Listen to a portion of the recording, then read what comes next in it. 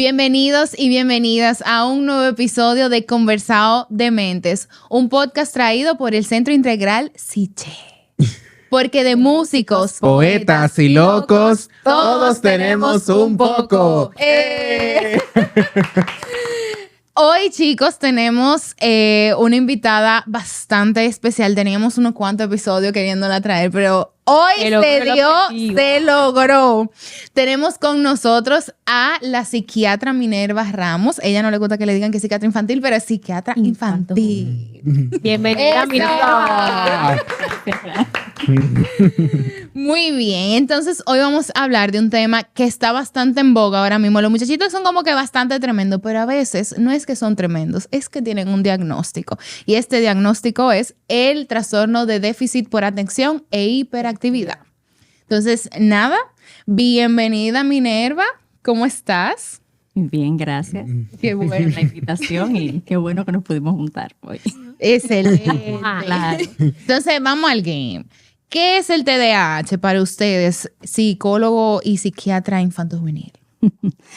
Bueno, por sus siglas, trastorno por déficit de atención e hiperactividad, o para los que les gusta más inglés, el ADHD. Ya, Wow. Bueno. bonito. O ADD. No sé, divide. Bien. Es un trastorno del neurodesarrollo, donde que se caracteriza, no es el único, pero donde se caracteriza porque hay mucha hiperactividad, inatención y donde tenemos un conjunto de alteraciones que se van a manifestar a lo largo de la vida. O sea, se constituye en una condición que si está presente va a seguir con nosotros y va a tener diferentes formas de manifestaciones según la etapa en la cual nos encontremos. ¿Por qué hablamos de trastorno del neurodesarrollo? Es que hay alteraciones que están descritas muy numerosas que incluyen inclusive las dendritas de las neuronas y tiene mucho que ver en cómo se relacionan y cómo se hace también el intercambio entre los neurotransmisores. Quizá no quiero irme tan técnica, pero Sí, como yo le digo a los padres, ahí me voy a ir un poco al lenguaje que uso mucho con los padres, y es que en el cerebro, que básicamente nuestras células cerebrales se comunican a través de sustancias, exacto, de sustancias. Hay algo en el cerebro. Exactamente, y que que a veces, ¿verdad? Cuando están en déficit, entonces, bueno, uno se va a las más irrelevantes. Cuando no está regulado de manera adecuada, entonces lo podemos ver en ciertos comportamientos. ¿Y cuáles serían esos comportamientos que llamarían la atención de un papá o de una mamá que puede pensar, ay, pero quizás mi niño es hiperactivo? Bueno, hay algo importante ahí que tenemos que diferenciar, que tenemos que ver. Y es que a veces tenemos muchos casos, sobre todo estos niños que nacieron en la pandemia o que tenían bien edades muy tempranas en el marco de la pandemia, que al estar tan encerrados se comportaban como niños normales. O sea, el niño normal es curioso, busca cosas. Estamos hablando de un chico de edad temprana, 4 años hacia abajo, siente curiosidad, busca, mueve, juega, camina. Claro, eso es normal. Ahora, cuando es un aumento, por ejemplo, de la actividad que no sigue las normas sociales, es decir, donde debería guardar, por ejemplo, que mamá le dice, Date quieto. Claro, estate quieto, sí, estate quieto. Bueno, él dura un par de segundos y después como que sigue y sigue. Es algo tan notorio que invade que incluso cuando es el padre de un niño va con un TDAH, digo, hay sus grados de severidad. Pero hay algunos casos donde la gente dice, pero yo no quiero que fulana venga a visitarme porque es que ese niño viene y acaba con todo. Viene, tumba, acaba con todo, o sea, una cosa increíble. Le pone la mano, entonces todos los jarrones con la mano pegada. El típico niño que pone mucha mano, que anda brincando en los muebles, que se encarama aquí, que trepa allí. A lo Porque que los le niños dicen ponen mano. Ellos se pueden subir, se mueve mucho las manos, o sea, se mueve demasiado, toca mucho, se mueve tanto y es, a veces lo podemos considerar considerar, cuando grande le dicen como que es despistado, porque a veces no se da cuenta que se está poniendo en peligro, a veces no se da cuenta que está pasando otra cosa, no se da cuenta que por eso es que causa, hay tanto como accidentes con ellos, por esa parte. Entonces eso puede verse en el cuadro, a veces están combinados y a veces uno de los dos predomina más que el otro. ¿Qué otra cosa también podemos ver? Sobre todo en el tema de tenemos los hiperactivos, tenemos los inatentos y tenemos tienen de todo. los que tienen de los La dos. combinación. Exacto, los que tienen de los dos. Hay otro grupo, los inatentos, que ustedes se van a dar cuenta, que van a llegar a la consulta.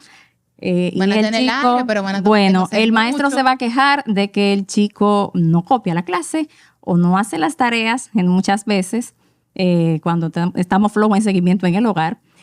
No hace las tareas, Se distraen en clase.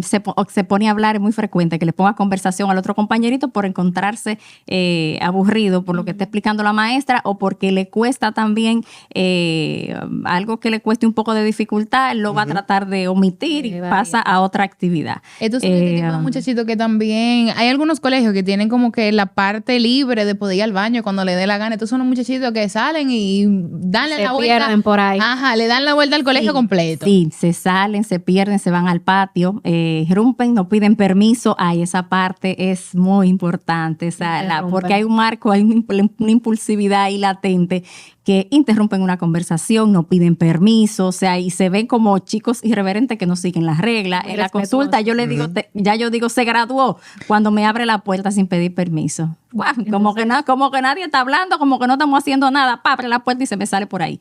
¿Qué pasa? ¿Qué pasa? Entonces, Minerva, tendríamos 3 síntomas principales, ¿verdad? En el TDAH, que es la impulsividad, el déficit de atención y la hiperactividad. Exactamente, serían los más principales. ¿Y a partir de qué edad podemos hacer el diagnóstico del TDAH? Bueno, tendríamos que empezar a categorizarlo. Bueno, el diagnóstico es muy clínico, pero siempre, claro, bien clínico, pero y dentro de eso clínico también, estos síntomas tienen que permanecer por lo menos, por los sistemas de clasificación plantean que por lo menos 6 meses. Entonces, muy clínico, o sea, realmente uno lo ve muy claro, siempre luego de haber descartado que no haya ningún otro tipo de comorbilidad que causen alteración, conducta disruptiva, alteración del comportamiento, pero podemos hablar de un diagnóstico a partir de 4 o 5 años realmente. De los 4 o 5 años. Y hemos hablado de cómo se presenta al 100% el tema del TDAH en los niños, pero cómo se puede ver en adultos, porque yo no te puedo decir la cantidad de adultos que van a mi consulta y me dicen, mira, yo tengo TDAH porque yo hago esto, porque yo me distraigo, porque yo tengo accidente, porque qué sé yo qué. Entonces vamos a explicar cómo se ve 100%. Bueno, si el TikTok y estos reels, estas cosas ahora llegan, yo quiero saber si yo soy esto, porque yo vi un video y vi que se parece. Vi que como que se parece a mí. Bueno, en el adulto puede llegar de diferentes maneras y depende de si la severidad fue leve, moderado, severa, porque hay un 60% de los casos, bueno, realmente de un 60 a un 75% tienen remisión parcial y aproximadamente un 16 a un 20 permanecen con la misma sintomatología en la adultez. Y estos son los más severos. Entonces tú vas a tener de todo porque ellos van desarrollando muchas comorbilidades y es lo que más empaña a la larga el TDAH. El TDAH puede llegar de múltiples maneras. Si me voy por el lado del que vio el video, te va a decir que en el trabajo, que estoy procrastinando, o sea, estoy dando mucha vuelta para hacer la cosa. Cuando la exigencia aumenta, siento que no puedo, desbordado de ansiedad. Se frustran muy exactamente, o puede llegar depresivo, o realmente siempre soy muy despistado, se me olvidan las cosas y por eso tengo problemas con mi mamá porque dejó el bombillo prendido, que si se me olvidó sacar la basura, que con la novia, que con la esposa. Entonces vienen todas esas cosas porque realmente se le olvidan. Mucha ansiedad. Sí, entonces ellos a lo largo de la vida vienen mucho con temas de depresión y ansiedad, que de hecho eso de mucha discusión en foros, que si tengo un TDAH con eso, ¿qué es lo que voy a tratar primero? También consumo de sustancias, eso es 1A, está demostrado, los estudios lo dicen, que la consecuencia, como está involucrado el núcleo accumbens, que es el que tiene que ver con la recompensa, el cerebro va a buscar lo que le falta. Vamos a decirlo así. Una forma de automedicar. Exactamente. Y a veces pensamos que son las sustancias, bueno, no voy a decir. No, No voy a decir el dilo. nombre. Puedo decir los nombres. Bueno, No, a pero veces pensamos que son tienen más propensión las a conocidas, utilizar sustancias. pero también hay que preguntar por el alcohol. Sí. Por el alcohol. Señores, el que se tiene que beber una cerveza todos los viernes o todos los sábados, tiene que pasar el fin de semana de bonche. No, Hay un tema y ahí, ¿verdad? Ahí viene el diagnóstico hay diferencial un y la consumo búsqueda de ayuda por un problemático. profesional. Pero también hay que entrar eso en el paquete. No, claro, y por ejemplo, cuando tú recibes un adulto con TDAH, no es el típico, ¿verdad? Que tú no lo vas a ver como un carajito que está poniendo mano aquí, está poniendo mano aquí, se está moviendo para allá, sino que usualmente sí tienen sus movimientos, pero por ejemplo, el adulto con TDAH, ¿qué hace? Está en la oficinita, sí, o está con el lápiz. A mí, pues mi amor, me están diagnosticando porque yo me pasaba el día entero así. Porque siempre tiene que tener algo en movimiento. Una gente Sí. que está contigo, pero Y tú siempre sabes está moviendo algo, que el lápiz o la silla o lo que sea. El pie, los Y predomina muslos. mucho la impulsividad, o sea, que son gente que explotan Rápidamente. rápidamente o toman decisiones así como que, ay, quiero hacer esto, ¡pah! Me voy para allá. Y quizás muchas veces pasa desapercibido por eso, se confunde con otras cosas. Por ejemplo, yo he recibido muchos pacientes que llegan pensando que tienen un trastorno de ansiedad, pero en realidad vienen los síntomas por el problema de no poder concentrarse. Y ese no poder concentrarse en el trabajo y no poder cumplir con las obligaciones es lo que le genera la ansiedad, y ya luego de que se le instaura su tratamiento, la ansiedad Baja. disminuye porque en realidad el problema de concentración era el problema principal. Y te vas a dar cuenta que como son pacientes que a menos que tengan un coeficiente por encima de la norma, siempre van a tener problemas de rendimiento académico o van a hacer término medio. Entonces, en la universidad, por lo general, no terminan las cosas, se quedan a medio talle. Y te dicen, ay no, que ahora está muy de moda, eso que no por vagancia, qué sé yo cuánto. No, tú te das cuenta que los proyectos en la vida que esa gente se plantea como que no los lleva a cabo, se queda ahí como O en la cambian, idea. o cambian mucho de Y lo viven proyectos. cambiando. Eso es Hoy un quiero detalle muy esto, frecuente. mañana Y quiero esto, problemas pero financieros que tienen. ninguno Ay, lo son los bastante adultos- desorganizados. Los adultos con TDAH tienen problemas financieros. Esa es una de las preguntas que yo le hago a los pacientes que llegan y dicen, "Ay, yo creo que tengo TDAH, ¿cómo está tu habitación?" Sí, sí. Porque pueden ser lo de extremo, puede ser que esté sumamente desorganizada o como mecanismo de compensación se vuelven gente que son sumamente, todo lo anotan, todo por la rayita organizadito. Sí, se adoptan unas características así un poco obsesivoides, pero es por eso, porque ¿Qué si no hago palabra esto es de tal obsesivoide? manera, bueno, sí, ciertas características que después tú dices, bueno, pero será que yo tengo un trastorno obsesivo un toque de personalidad o que es, mira, cuando eso viene todo junto ya en un adolescente Ay, mezclado ay. con otras cosas, TCA y compañía por acciones, eso, Bueno, ya tú sabes. eso No, y tener en cuenta, porque llega mucha gente que yo creo que tengo TDAH, la historia a lo largo de la vida es muy importante, porque no es verdad que usted va a desarrollar un TDAH de que en la adultez. Siempre en la infancia tuvo que haber algún indicio, quizás pasó desapercibido, decían que te despistado, se te quedaba la mochila, o deja la tarea, deja la mochila, se movía La mucho. lonchera. botan los lápices. Botan los lápices. La se le pierden impuntualidad, el cosas. no poder estar frente No a llegar, una exacto. hilera Esa tranquilo. es otra de las señales. Yo nunca puedo llegar a tiempo. O se me va el tiempo en cualquier cosa. Me levanto temprano, igual salgo tarde. Son otra de las señales de alguien que puede tener un TDAH. Y precisamente por esa misma línea, ¿qué consecuencias tendría para el niño o para ese niño que llega a ser adulto y nunca se trató? ¿Cómo le afecta eso? Bueno, si nos vamos a las peores cosas que pueden pasar, aparte de vivir migrando prácticamente de una comorbilidad a otra, ya comentamos depresión y ansiedad, las más importantes, fracaso escolar, fracaso también en el tema de la familia, Relaciones logros, interpersonales. relaciones interpersonales, tienen muchas dificultades para tener, o sea, no lucen como personas asertivas al ser tan impulsivos, hablar sin pensar y hacer cosas sin pensar, pues los hace poco asertivos y se sienten también incomprendidos, pues hoy no estoy haciendo como nada malo, pero... Y le afecta también su autoestima, porque a veces piensan que son brutos, como que no Muy baja captan la información, autoestima. que incluso, bueno, yo que trabajo con adultos lo veo que la vida entera yéndole mal en la escuela, en el colegio, y no es porque tenían un déficit intelectual ni nada por el estilo, No. es porque no podían centrarse o concentrarse en hacer todos los deberes. Y cuando esa persona ve que recibe su tratamiento y ve que tiene la capacidad de retener información y de dar mucho más, se sienten, cónchale, pero si antes a mí me hubieran llevado a un profesional, mira, yo siempre mi vida entera pensando que no tenía...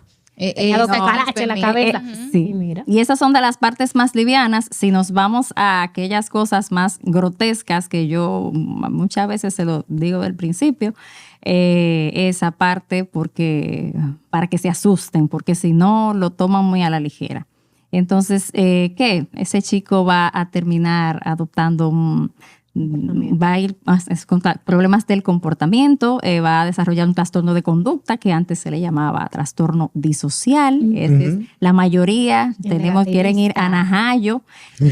La mayoría de los que están ahí fueron chicos probablemente no tratados. Sí, la mayoría terminan presos, delinquiendo, y también ¿O deprimido? bueno, ¿no? Y también con el uso masivo de sustancias, que es un paciente que de usted poderlo tratar a tiempo, sacarlo y que viva una vida en armonía y lo más normal posible, con no demasiadas cosas, no necesitando de tantas herramientas, entonces usted termina con un enfermo que altera toda la dinámica de la familia y que prácticamente si caen todas estas cosas, bueno, pues se vuelve infuncional.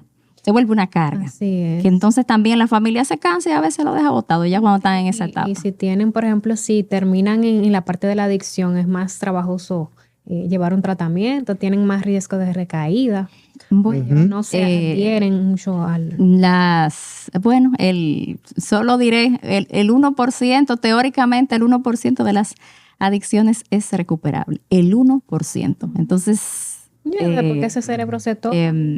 Es muy difícil. Pero se logra. Sí. ¿Y por qué tantos malos diagnósticos de TDAH? Sí, porque hay muchos malos diagnósticos de TDAH. ¿Con qué se puede confundir? Malos. Bueno, Diagnósticos errados Exacto. de TDAH. lo que pasa es, el tema es que si nos vamos a la adultez, se va solapando ya con otras cosas. Entonces, se puede confundir la impulsividad con otros elementos, y a veces yo he visto casos de TDAH que son bien hiperactivos, impulsivos en la adultez, que han sido diagnosticados como un trastorno bipolar en manía.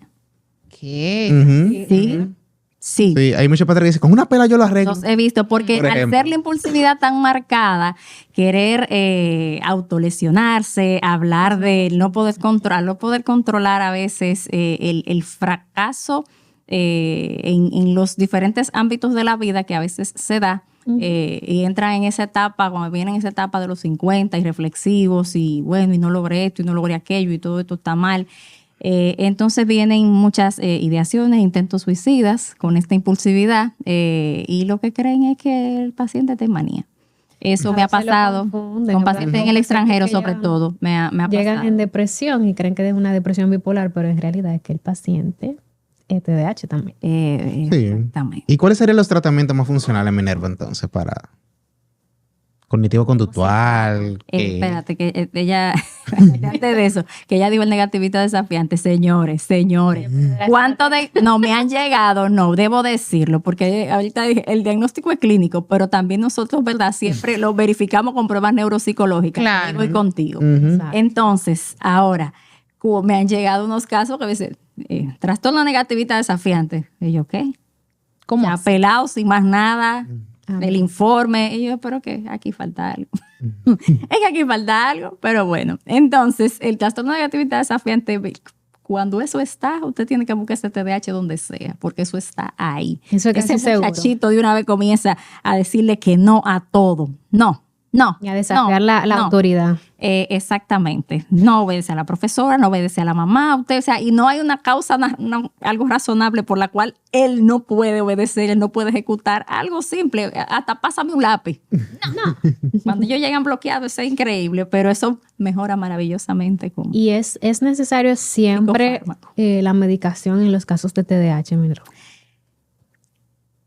Claro. Eso es, hay controversia ahí. Sí. No, mire, bueno, desde el punto de vista médico, y nosotros los psiquiatras que estamos llamados a tratar con psicofármacos, realmente, cuando siempre optamos por la parte del riesgo-beneficio. Ujú. Si nosotros nos vamos a todo esto que hemos hablado, depresión, ansiedad, es un paciente de Adicciones. baja autoestima, adicciones, temas de personalidad, trastorno de conducta, perdón, dificultades en las relaciones sociales que cuando uno va creciendo se vuelve tan importante. Señores, o sea, la balanza definitivamente va a ir al tratamiento. Es mucho más económico, obviamente, eso tiene sus criterios. Eso nunca porque yo te miré y tú te mueves y la mamá me dice que se mueve mucho de una vez, usted va a prescribir ese fármaco. Eso no es así. Eso debe hacerse un historial clínico completo, detallado. Eso en una sola sesión tampoco no siempre está. En psiquiatría infanto-juvenil tenemos que tomarnos nuestro tiempo para hacer las cosas bien. Ujú. Mandamos a hacer evaluaciones también, donde es la clínica es observacional, más las evaluaciones son algo más, algo medible que yo puedo tener ahí, es la prueba. Bien, no es solo lo que a mí me parece como médico. Entonces, ¿qué les digo? Con todas esas cosas, él es muy beneficioso, realmente tiene efectos secundarios, todo tiene efectos secundarios, pero los efectos, o sea, cuando tú pones el tratar versus no tratar en estos pacientes, o sea, la diferencia es abismal. Además que no es un tratamiento para toda la vida. No es un tratamiento para toda la vida, sino que se pone por cierto tiempo. Después se ve y se evalúan las necesidades y se individualiza, señor, porque las necesidades de un paciente con una severidad leve no es la misma que la de un moderado severo, de un severo o un moderado que yo pueda equilibrar, o dependiendo de la edad que me llegó, mientras más tarde ya yo voy a tener otras cosas que también voy a tener que ir tratando. Entonces se hace un plan de tratamiento y lo abordamos, señor, pero el cambio es maravilloso. Desde niños que tienen años fuera de la escuela, yo me quedo anonadada. Yo vi uno esta semana que tenía, yo pensaba que uno que yo había visto que tenía 4 años que lo habían sacado de la escuela, era el top, pero no, yo vi uno que tiene 5 años fuera de la escuela. A ese niño hay que volverlo a escolarizar. Ujú. Entonces, el cambio es maravilloso, así que no le tengan miedo, pregunten a los papás, no se cansen de O sea, preguntar. básicamente el tratamiento incluye, ¿verdad?, la parte de los medicamentos y también la terapia cognitiva conductual. Depende. Yo eso iba a decir Todo que depende. Si en un adulto, yo he visto bastante evidencia científica con respecto a la terapia cognitivo-conductual y también la terapia racional emotiva Ujú. y la terapia que es más dirigida, que tiene algo en específico. Y en niños he visto que la terapia conductual funciona mucho con los síntomas. Sí. Y también, por ejemplo, la terapia ABA. Ujú. He visto que los ayuda, aunque la terapia ABA es enfocada en TEA, pero he visto que sí también funciona mucho con los En niños. conclusión, el tratamiento algunos combinado. Sí, es multidisciplinario. También la terapia ocupacional, porque estos pacientes tienen bastantes situaciones con el tema de las funciones ejecutivas por ser la afectación primaria el lóbulo frontal y como digo yo, todo el cableado eléctrico que se conecta con todas las otras partes del cerebro.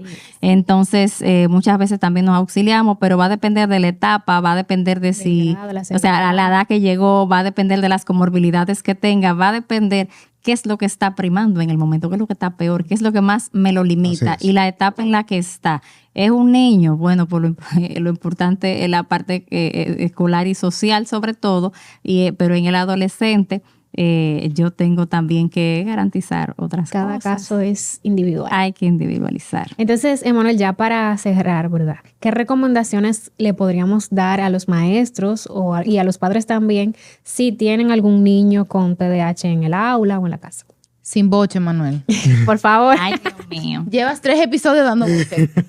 Tiene Ya, que relajarte. Voy a calmarme, voy a Lo calmarme. voy a apoyar, es que se lo han ganado. Ándala, por. Pero sí, Aviso a mi recomendaciones. psiquiatra. Recomendaciones, dale. Recomendaciones. Investiguen, siempre es buenísimo investigar. Como decíamos al principio, no todos los niños son traviesos, no todos los niños son moviditos, como le dicen los padres. A veces es que realmente hay un diagnóstico, También ustedes tienen que recordarse que ustedes también fueron niños, ver cómo fue su infancia, si ustedes también eran moviditos o si también tuvieron dificultades en la escuela, no simplemente pensar que su niño no hace las cosas porque no quiere. A veces es que realmente hay una disfunción a nivel cerebral o un trastorno a nivel cerebral que no le permite el realizar las tareas como ustedes piensan que deberían de realizarlas. A los maestros tener ojo visor, muchas veces son los docentes los que se dan cuenta de que el niño tiene algún trastorno o algún déficit y son los que reportan a los padres que deberían de llevarlo a una evaluación.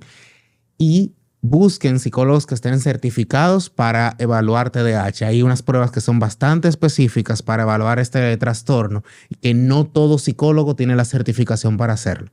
Entonces busquen psicólogos que estén certificados, sobre todo en una prueba llamada Conners. Eso iba a decir que es una de las principales, pero es un cribado al final del día. Entonces hay una serie de pruebas, no solamente la Conners, hay una serie de pruebas también que enviaría Minerva como psiquiatra infanto-juvenil para poder entonces darle un diagnóstico certero, concreto y eficiente para el caso de su niño. Si usted con TDAH no es igual con TDAH. No, cada es diferente. Lo que le funciona a la madre no necesariamente le funciona a usted. Puede ser que sí, puede ser que no, depende de las circunstancias, pero su hijo y el hijo de la otra persona es el hijo de la otra persona. Disfrutaron este episodio, den likes, suscríbanse, sigan nuestras cuentas sociales en TikTok y a nosotros mismos. Spotify, YouTube.